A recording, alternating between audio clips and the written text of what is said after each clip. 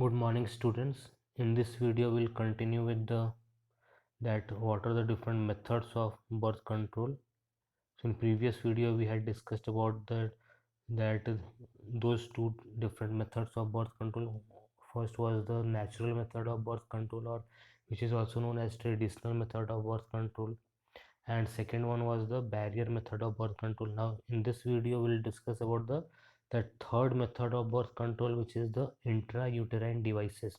So it is very important what is the full form of IUD. So it is intrauterine devices. So this intrauterine devices, it is another effective and popular method is the use of intrauterine devices which can prevent from the unwanted pregnancy. So these devices are inserted by doctors or expert nurses in the uterus through vagina. So in which part of the female genital tract these intrauterine devices they will be inserted? So first of all they will be inserted by trained doctor or expert nurse and in the uterus. So these structure they will be implanted in the uterus through vagina. So these intrauterine devices are presently available as the non-medicated IUDs, and common example is Lippes loop. Second type of intrauterine devices is a copper releasing IUD, and common example is CUT, CU7, multi-load 375. These are the common example of copper releasing intrauterine devices. And the third and the last type of IUD is hormone releasing IUD. So this slide is very important. So question will come in your exam that what is IUD, what are the different types of IUD. So what should be our answer? So IUD is a structure which is implanted in the uterus of female by trained doctor or nurse, and it prevents from the unwanted pregnancy. Now what will be the answer of second part of the question, that what are the different types of intrauterine devices? So mainly there are three different types of intrauterine devices. First one is a non-medicated IUD. So in non-medicated IUD, it is a simple structure. It will neither release copper ion nor any hormone. So it is a simple structure which will prevent from the implantation. Second type of intrauterine device is a copper releasing IUD. So these structure, it is made up of copper wire and it is of around T-shaped structure, and it release copper, and this copper it suppresses the sperm motility, and it increases the phagocytosis of that sperm inside the uterus and prevent from the unwanted pregnancy. And third one is a hormone releasing IUD. So this hormone releasing IUD, they release some hormones, and due to the release of these hormone, that ovulation don't takes place in the female body. So if the ovulation will not take place, if the ovum will be not delivered to the fallopian tube, then ultimately the process of fertilization will also not take place. So it is very important. So what are the different types of IUD? Non-medicated IUD, copper releasing IUD, and hormone releasing IUD, and examples are very important. So what is the example of hormone releasing IUD? Progestasert and LNG20. So intrauterine devices increase phagocytosis of sperms within the uterus, and the copper ions released suppress sperm motility and the fertilizing capacity of sperms. So basically in this slide it is given that how that intrauterine device it works. So this IUD increases phagocytosis. So what is the meaning of phagocytosis? So the process by which that male gamete sperms they will be engulfed by the uterine tissue. So that is known as phagocytosis. So these IUD they will increase phagocytosis of sperms within the uterus, and the copper ions released by the copper releasing IUD, so they will suppress sperm motility. So they will decrease the movement of that sperm, and the fertilizing capacity of sperm it will also decrease.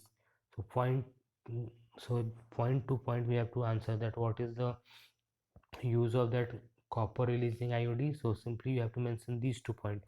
So the copper ions released from the copper releasing intrauterine devices, so they will suppress sperm motility. You have to write these keyword: suppress sperm motility, and the fertilizing capacity of sperms, it will decrease, then only you will get marks.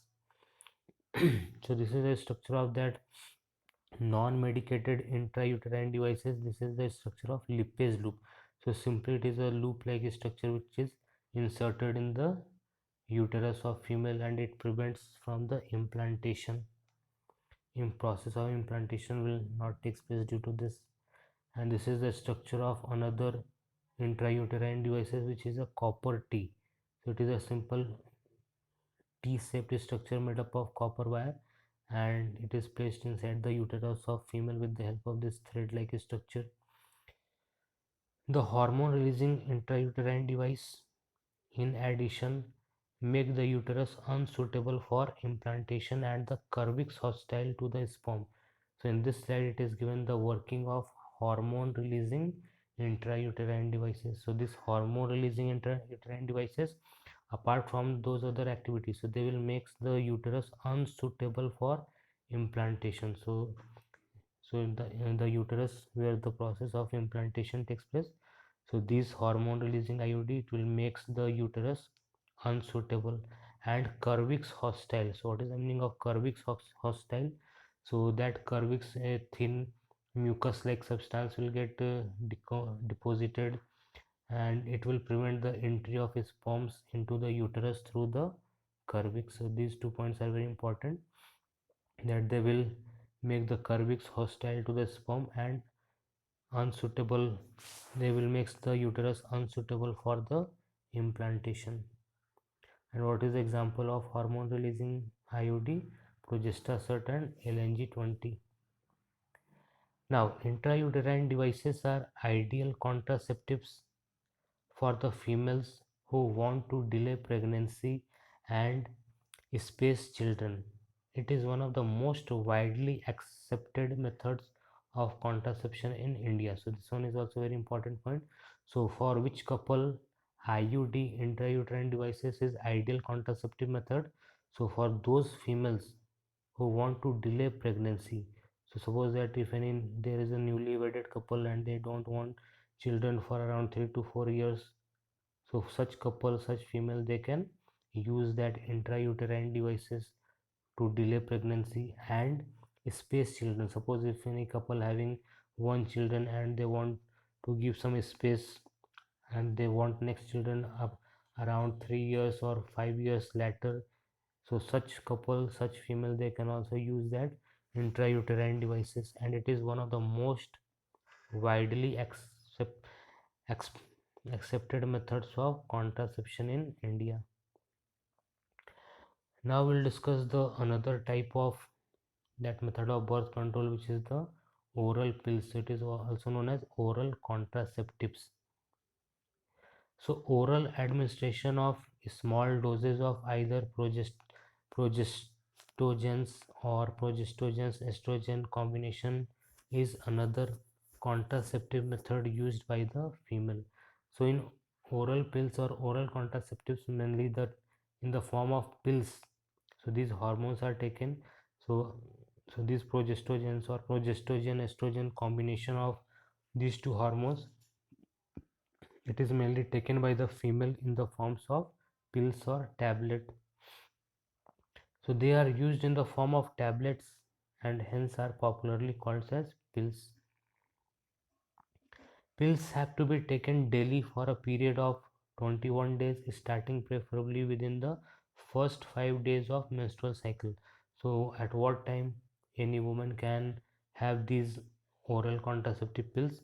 So it is written here that pills have to be taken daily for a period of around 21 days, starting preferably within the first 5 days of menstrual cycle. Suppose that if any woman having the menstrual phase on, suppose that first date of that month, so within that 5, from that day 1, suppose that in the month of suppose that in the month of July, that first of the July, the menstruation occur in any female, so and it lasts for around 5th of July. So any day from 1st of July up to the 5th of July, she can start taking this pill. Suppose that if any woman will start taking this oral pill from the 3rd of the July, and from there continuously she has to take this oral pills for around 21 days.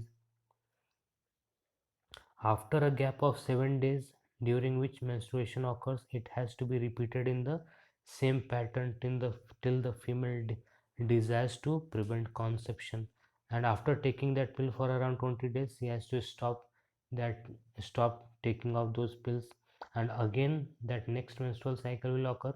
Again she has to continue that oral pills for 21 days. And for what time a woman can take these oral pills? So till that female desires to prevent the conception. So they inhibit ovulation and implantation, as well as alter the quality of cervical mucus to prevent or retard entry of sperms. So how these oral pills, they show their action? So they inhibit ovulation. First of all, they will not allow the ovulation, they will not allow the ovary to release the female gamete ovum, and they also inhibit implantation. Suppose that if ovulation takes place, then these pills, the hormones present in these pills, they will inhibit the process of implantation, the process by which the blastocyst, it will get implanted in the wall of uterus. So that implantation will be inhibited. And apart from this, they alter the quality of cervical mucus to prevent or retard the entry of sperm. The cervical mucus, it will become thick so that the sperms, they cannot enter into the uterus. Pills are very effective with lesser side effect and are well accepted by the females. There is a very less side effect, and it is well accepted by the females. Saheli, the new oral contraceptives for the females, contain a non-steroidal preparation. It is a once a week pill with very few side effects and high contraceptive value. So from this Saheli, question will come in exam. So first of all, this Saheli, it is a oral contraceptive pill which is discovered by the scientists of CDRI Lucknow, Central Drug Research Institute Lucknow. And how this Saheli, which is a oral contraceptive pills, it is different from the other pills. So it is a non-steroidal preparation. So there will be no any steroidal hormone like progesterone and estrogen will be present, and it is a once a week pill. So earlier what we have seen, that oral pills, it has to be taken continuously for 21 days, but Saheli, it is a once in a week pill, and with very few side effect and very high contraceptive value. Now the next method of birth control is injection or implants. So progestogens alone or in combination with estrogen can also be used by females as injections or implants under the skin. So most of the female, what they do, that they inject that progestogens and the combination of estrogen and progestogens in the form of injection, or in the form of implants under the skin. So this is a implants which is planted under the skin by any female, and these implants, they continuously release that hormones, that estrogen and progestogens, and they will act similar to the oral contraceptive pills. So their mode of action is similar to that of pills, and their effective periods are much longer. So their mode of action will be similar to the oral contraceptive pills, but their effective period will be much longer. Suppose that if any woman will prefer for implants, or if they will take injection of those steroidal hormone, then then she can very easily avoid pregnancy for around 6 to 8 months. So administration of progestogens or progestogen estrogen combinations or IUD within 72 hours of coitus have been found to be very effective as emergency contraceptives. So in exam question will come, what is emergency contraceptives? During emergency contraceptive, which methods of contraception should be used? So these oral pills or IUD. as they could be used to avoid possible pregnancy due to rape or casual unprotected intercourse. Now we come to the last method of birth control, which is the surgical method of birth control. It is also known as permanent method of birth control. So if any couple have two children, now they don't want any further children, then they can use or they can go for this surgical method of birth control. So surgical methods also called sterilization. So it is very important. What is another name of surgical method? It is also known as sterilization. Are generally advised for the male female partner as a terminal method to prevent any more pregnancies. Surgical intervention blocks gamete transport and thereby prevent conception. So mainly in surgical method, what will happen? The duct which will carry the gametes, so they will be cut and they will be ligated so that they prevent the conception. Sterilization procedure in the male is called vasectomy. So this is very important. So the process of sterilization or surgical method which is done over male, so it is known as vasectomy, and that in the female it is known as tubectomy. So these terms are very important, vasectomy and tubectomy. In vasectomy, a small part of the vas deferens is removed or tied up through a small incision on the scrotum. So related diagram is also given in your NCERT book. So from there you can see. Whereas in tubectomy, a small part of the fallopian tube is removed or tied up through a small incision in the abdomen through vagina. So these techniques are highly effective, but their reversibility is very poor. So they once if any couple will go for sterilization or surgical method, then it is very difficult to reverse that step. So it is reversibility is very poor. So this much only in this video. Thank you. Have a nice day.